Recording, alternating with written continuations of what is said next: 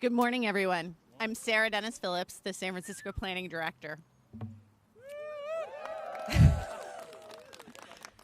The Family Zoning Plan, adopted on its second reading this Thursday of December, is both a generational change and at the same time, a pretty modest one. By reversing exclusion and expanding housing opportunity, it tells a new story of who and what San Francisco is for. Yet it does through mostly incremental changes by designing more homes inside the same envelope, by creating stronger commercial corridors and creating nodes where we can welcome more families. It's also a plan that has taken years to pull together. Anyone that tells you there hasn't been enough time to review or outreach done to the neighborhoods has not walked alongside the amazing San Francisco planning team that is behind me.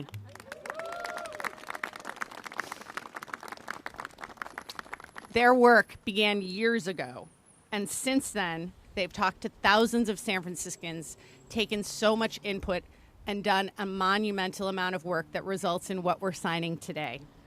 And their effort was adopted wholesale by a mayor who came in January wanting to support housing from the get-go. So honored by that. It was supported by a board who understood that we had state mandates in front of us. And it was shepherded through the process by a very special supervisor who put a lot of blood, sweat, and tears over the last 6 weeks.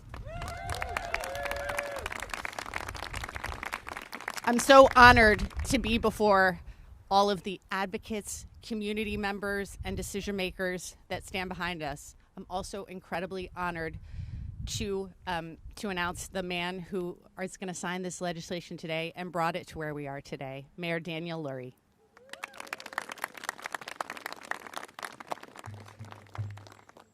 I apologize in advance. This is not the shortest.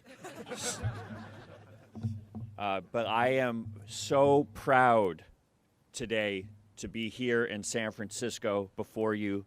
By signing the zoning plan, we are creating a generational roadmap for how our city builds housing so the next generation can build their lives here, and we will do it the San Francisco way. Behind us is the kind of housing San Francisco used to build.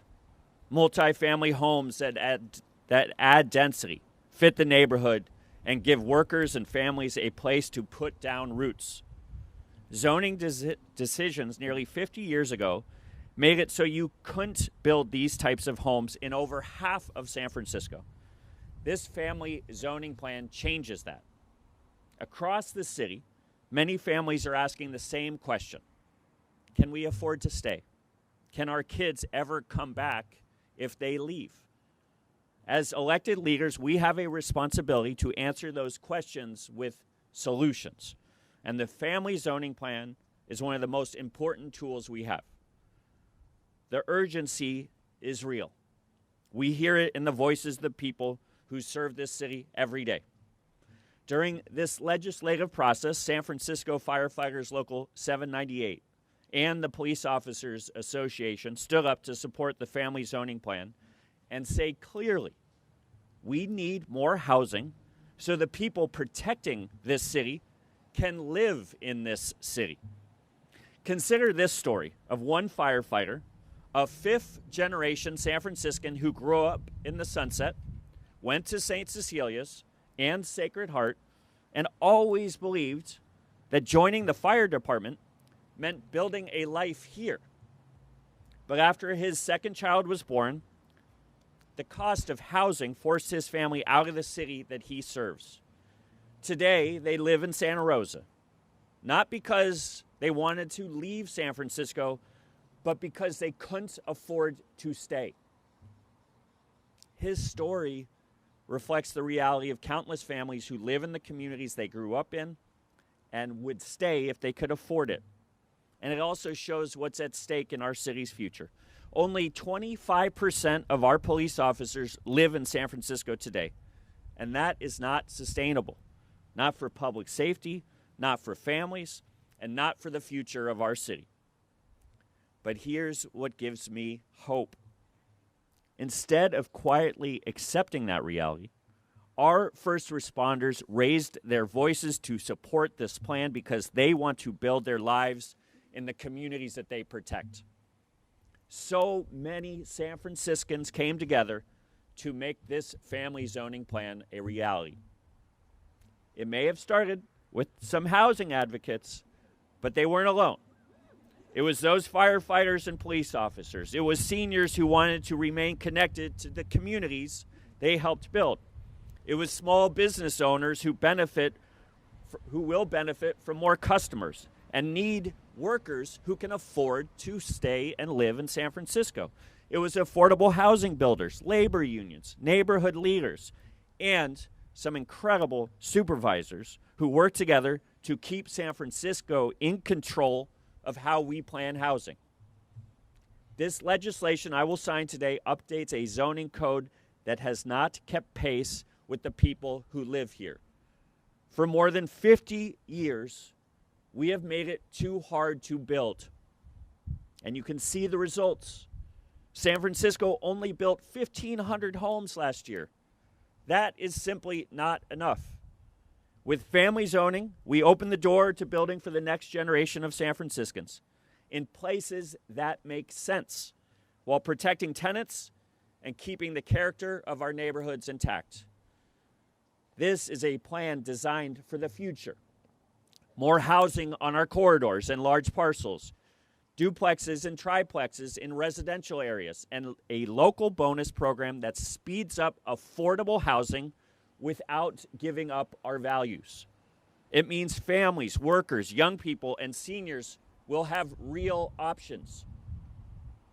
I want to thank Board President Raphael Mandelman and Supervisor Danny Sauer, Supervisor Bilal Mahmoud, Supervisor Matt Dorsey, Supervisor Stephen Sherrill, and Supervisor Alan Wong for their partnership.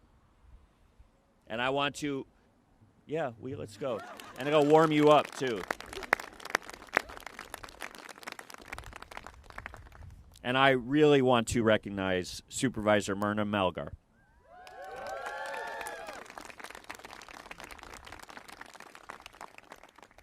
Whose work chairing the Land Use Committee helped shape and deliver this plan. Supervisor Melgar, thank you for leading this process and this plan through a long and robust legislative process that included amendments and multiple hearings that made this legislation stronger. So once again, thank you, Supervisor Melgar. With this vote, and soon with this signature, we are keeping decisions about what gets built in San Francisco right here. The state has given every city a mandate: plan for more housing or lose authority and lose funding. We are meeting that mandate with a plan that reflects our values and strengthens our neighborhoods. This is an opportunity to control our own destiny, preserve what's best about San Francisco, and build housing at all income levels. The goal is simple. Kids growing up here today should be able to raise their families here tomorrow. Signing this bill is just one step. Now the work begins. Permitting reforms through Permit SF, faster approvals for affordable housing, new paths for getting things built, and a continued collaboration with the Board of Supervisors, community partners, and the neighbors who shape this plan. San Francisco has a clear choice in front of us. We could have stood by and watched more families leave and ultimately lose control to the state, or we could act and let San Franciscans shape the city they love into a place where they can continue to live. Thank you to everyone here for choosing the San Francisco way to meet the mandate, keep our values, and make room for the next generation. Thank you.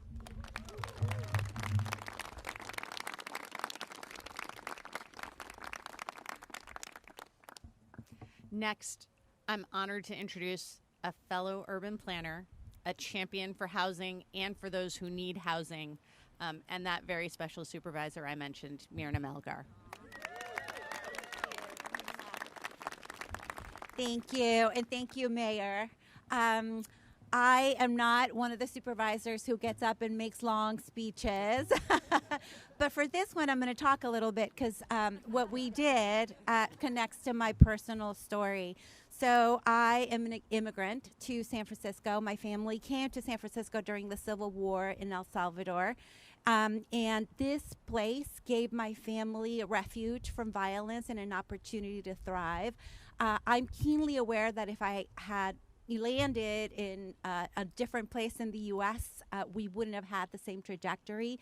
San Francisco has always been the land of opportunity that welcomes immigrants, welcomes people who want to love someone that is not accepted by their peers in other places. San Francisco is the just magical land of wonder, opportunity, tolerance that we all love so much. So we landed here, and I remember keenly driving up 19th Avenue with my auntie driving and all the cousins and sisters in the back, because in the 80s we didn't have seatbelts and any of that stuff. And my auntie saying, oh, this is not for us. These houses are so pretty, they're so expensive, it's not for us. And today I'm the supervisor for that district, but I'm keenly aware that for my daughters, I'm the mother of 3, this place is not affordable or accessible. And for immigrants like me who came from a war-torn country today, this place is not accessible or affordable. Increasingly, what we love, it's becoming unattainable. So what we did is rectify things that were done in the past, sometimes on purpose. I want to point out that in 1948, our Supreme Court of the United States said that racially exclusive covenants that were included in every neighborhood on the west side and some of the north of the city were no longer legal.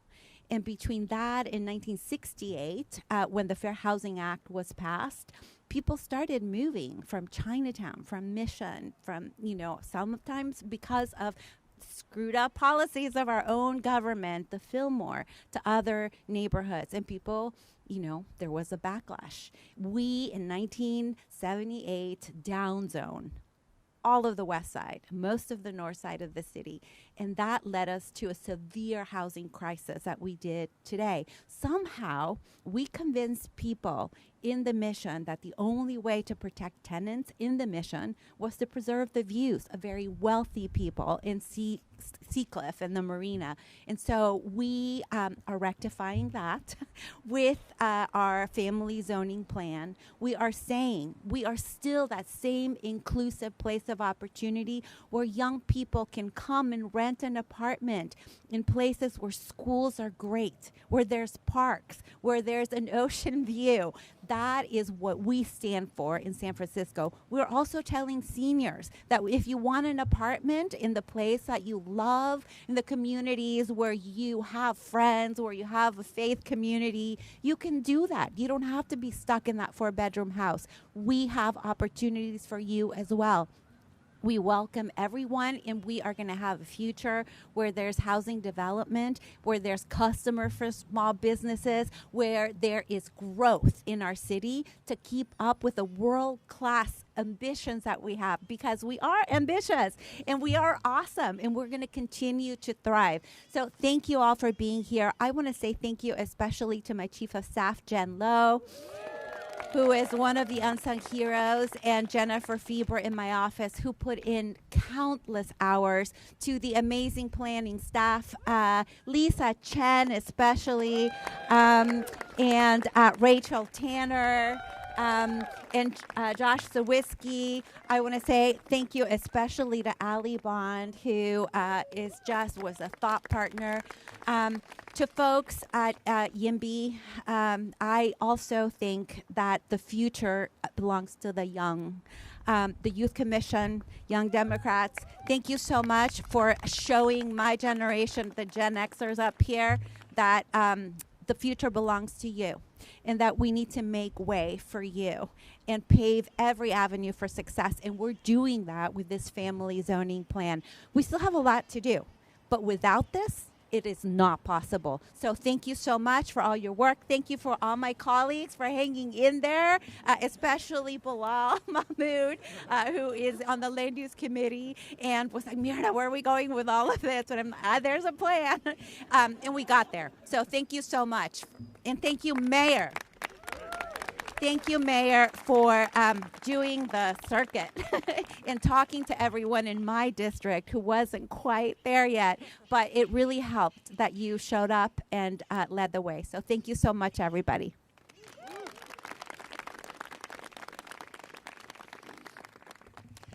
Next up is a policy wonk on housing long before he was voted into office, and an immediate champion of the family zoning plan upon entering City Hall, Supervisor Bilal Mahmoud.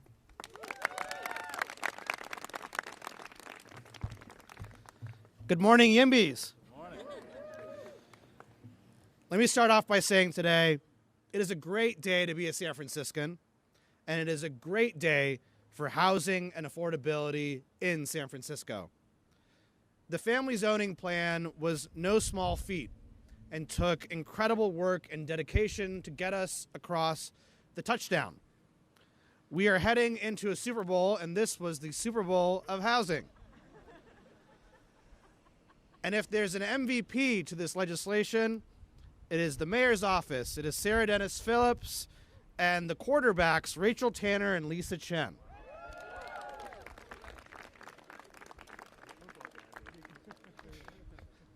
I was a third-string lineman a long time ago. But it's also due to the entire planning department, whose staff held numerous meetings with community members all over the city. Their willingness to incorporate community feedback into this plan while never losing sight of a North Star, of creating new homes for all San Franciscans, is truly commendable. And while some in our city believe the housing status quo is acceptable, I know, just like my fellow renters and everyone here today, that we need to actively do everything in our power to make progress on our housing crisis. Because when only 1 in 5 households can afford a median income in 2025, down from 1 in 10 households in 2005, that is a problem. When our young people, families, and seniors are kept up at night, worried about whether they'll be able to stay in our city or be priced out of the communities that they love, that is a problem. And while some would rather ignore this reality, we faced it head on. When we voted yes on the family zoning plan, we said yes to incentivizing new construction and funding for affordable housing. Over $100 million a year in affordable housing funding was secured by this plan. When we said yes to a local density bonus program that led to our city to chart its own destiny.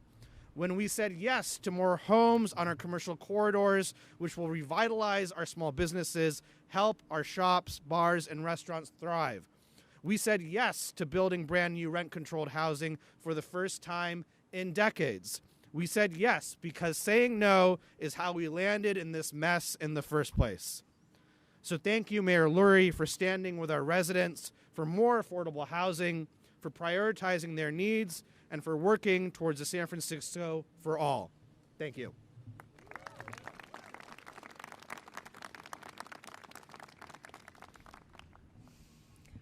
Our next supervisor began as a strong champion for his neighborhood, immediately became a big champion for housing across the city upon entering office, and has done so through no small feat of confrontations and opposition in his own district with a lot of strength. I'm proud to introduce Supervisor Danny Sauter. Thank you. Good morning, everyone. I gave my long speech in the warmth of the chambers of City Hall, so I'm going to just keep this very brief. It is indeed a historic day in San Francisco, and this is a really, really good day. You know, I think about when we took that vote, I think about the fact that it was that very body, the Board of Supervisors in 1978, who took the vote to downzone. And I am so glad and so proud that it is this body that is working to rectify that, and we are taking the vote to upzone. And I'm proud of my colleagues on this board. I shudder to think if it were a different board of a year ago where we might be, but we're not there. This is a good board, this is a better board, and this is a board that is working together to confront a housing crisis finally that is decades in the making. It is a housing crisis that has pushed out so many of our neighbors, our friends, our coworkers, and I don't think this plan is perfect. Most plans are not perfect, but what this plan indicates is that the status quo is not okay. And the status quo of apartments going for $3,000, $4,000, $5,000 a month and homes going for nearly $2 million on average is not okay. And this plan sets us on a course to begin to correct that, to begin to make room for a next generation. You know, I think as I'm raising my daughter in this city, I think about what this city will be like in the future. And I think about, for someone who didn't grow up here myself, what this city represented to me. And I think it is incumbent upon us to make sure that it remains that. And there is no way to do that if the housing crisis remains the way it is. So I'm proud of the vote that we've taken. I'm proud of my 6 colleagues on the Board of Supervisors who voted to pass this alongside me. And we got it done in a 7-4 vote. And I'm so proud of that. It is a good day. It is a good day for housing. Thank you, everyone, for getting us here. Thank you.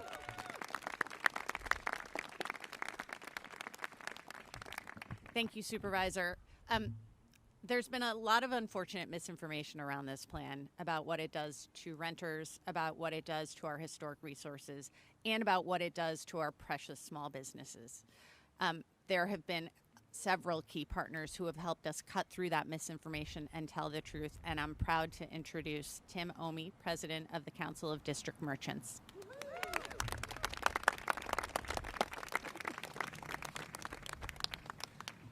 Hello, everyone. Thank you.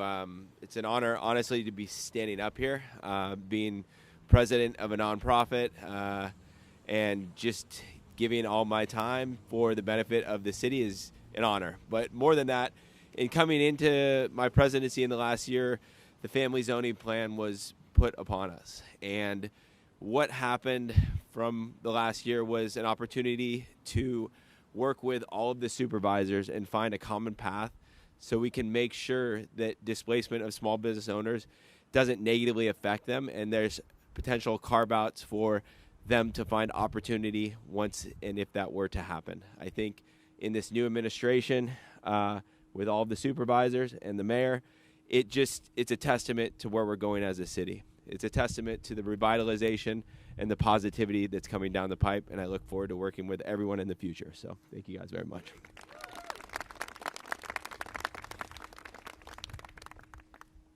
And I think has already been mentioned, the young people of San Francisco have been a force that have helped move this plan forward because they understand most the future that could lay in front of them. With that, I'm incredibly proud to introduce Chanel Marie Green of the District 7 Youth Council.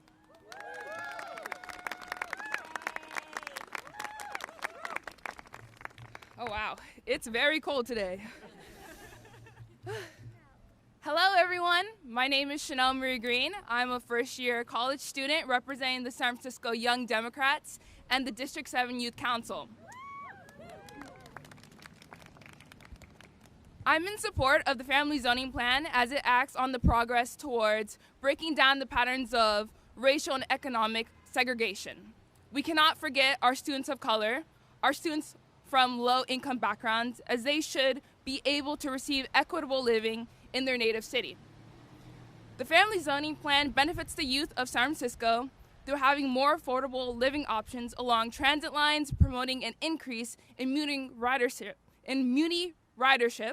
and a more efficient way to get to school. I wouldn't want to live in a city where my classmates and my friends would need to move out and be displaced because of how hard it is to find affordable and available housing. As we create more housing opportunities, we also need to prioritize finding affordable family housing strategies and make sure that existing residents are also not displaced as well. This is not just about the youth, but for our families that are raising us up, working to maintain a solid foundation so that our youth will be able to live and contribute to the growth of our community. As young people in San Francisco, we want to be able to continue to live in our beautiful city. I would too, as a 17-year-old, be able to settle down at a place I call home. We want our younger generations to be able to find affordable and accessible housing. Thank you.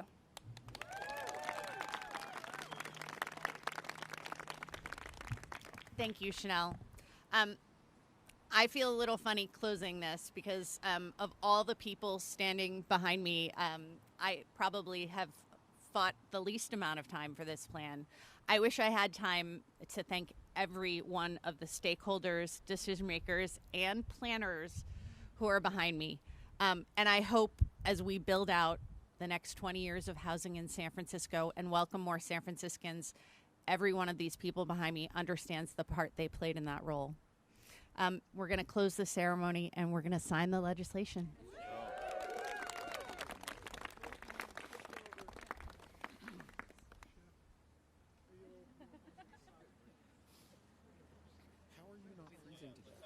I left my coat in the car.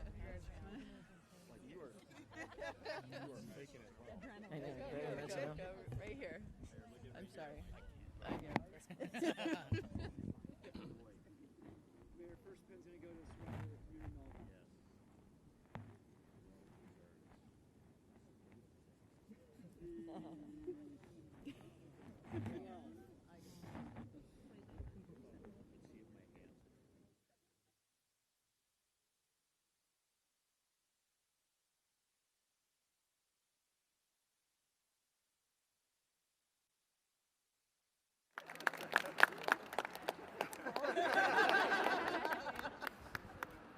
Mayor, the second pin's gonna go to Supervisor Bilal Mahmoud. Where are you, Bilal? Congratulations. Thank you very much. I was supposed to just date, right? Got it. Sign Okay. it. Yeah. It's done. All right. Getting the hang of this. Third pin, Mayor, is gonna go to Supervisor Daniel Lurie. Shoe riser.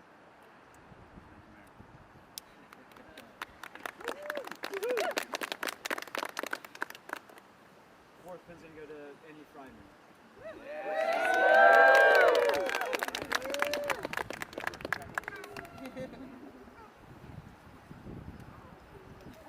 Hi.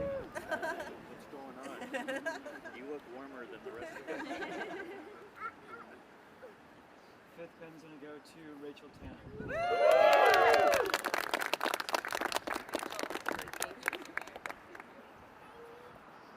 Sixth pin's gonna go to Lisa Chen.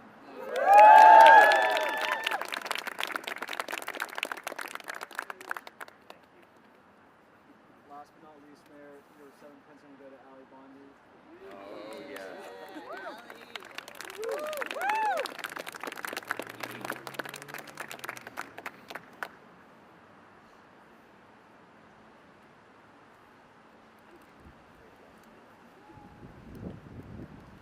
All right, everybody.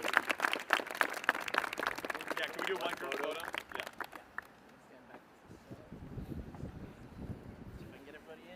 All right, everyone, looking at the camera right here. Just maybe scooch in just on the left side and right side. That's great. All right, right here. 1, 2, 3. 1, 2, 3. Still looking over here, please. Excellent. Thank you. All right, Thank you all very